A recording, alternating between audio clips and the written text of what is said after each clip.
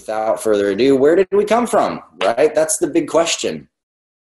That's really where we get started, isn't it? Because I look at my life and I go back into my history and I see that every moment in my life that I've experienced has led me to right now.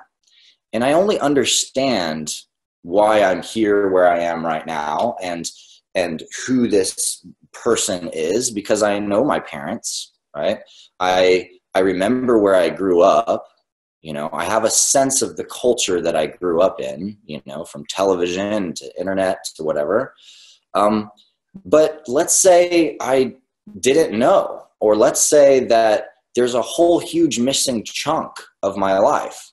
Well, if there's a giant missing chunk in the information about my life, then I'm missing the context of how I got here and how I arrived here right now. And this is the true story of our history. We're missing big chunks of the real history. And from an anthropological perspective, you know, if you're looking at it from the lens of cultural anthropology, there is a very, very strong sort of filter in our looking at history that's placed on it. As they say in the simple meme, you know, it's like whoever wins the wars wins the history, like they write the books. And in many ways, that is still very, very true in terms of our perspective of how we're looking at the past and where people are coming from, how cultures are evolving and what's going on.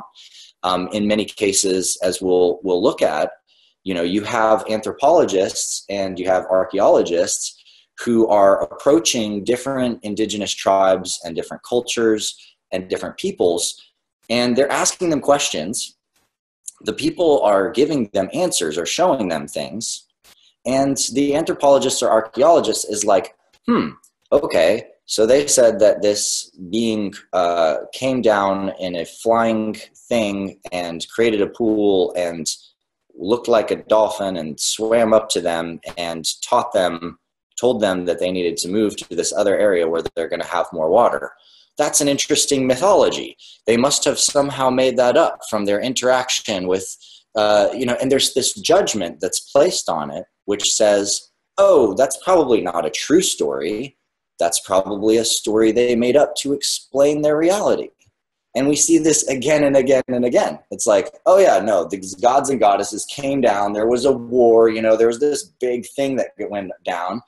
And the archaeologists will say, that must be a mythology about their origins of conflict and to tell the story of these powerful warriors that led the way.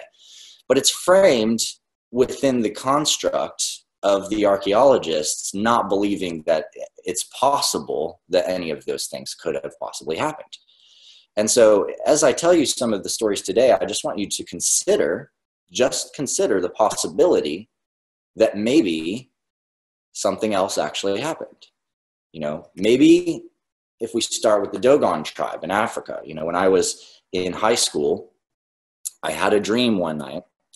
And in that dream, I was walking towards a big university-like building and I started to float. And I ended up flying into the sky and I saw the Big Dipper.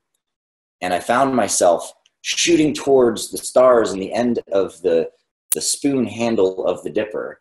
And then I noticed there was 3 stars and I flew through those, then through a second set of stars, then through the others. And then it was as if the Dipper was this plate that I was crossing through, like a holographic plate.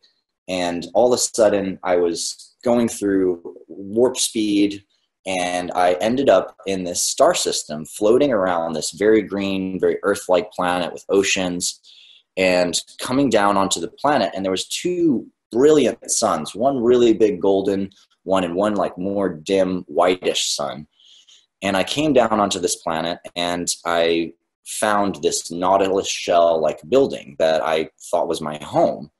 And I also found this observatory where the sky, the ceiling was actually filtered in such a way that I could see the stars through the ceiling, even though it was brilliant, bright daylight on the outside. And there was these huge, huge forests all around this field that I had landed in.